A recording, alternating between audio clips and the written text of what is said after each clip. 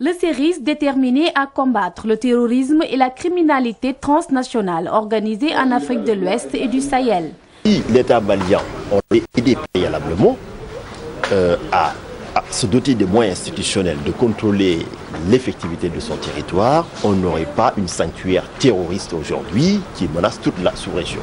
C'est pour vous dire qu'il y a lieu donc d'anticiper la menace terroriste. Et ça, c'est effectivement le devoir et la mission du chercheur. Il y a des colonels de l'armée qui sont présents, tous les acteurs.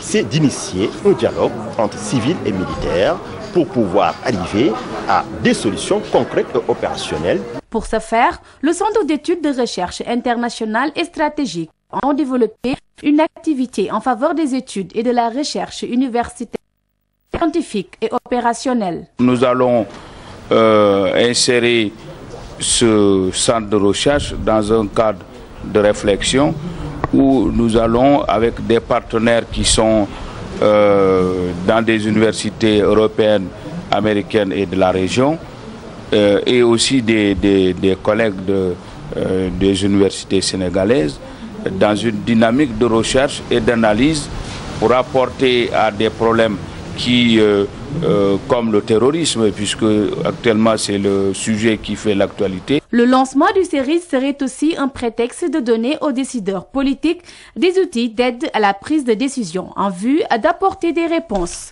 efficaces aux multiples problématiques de la criminalité transnationale. Ce sont des structures qui vont réfléchir et trouver des solutions que les politiques vont pouvoir mettre en œuvre.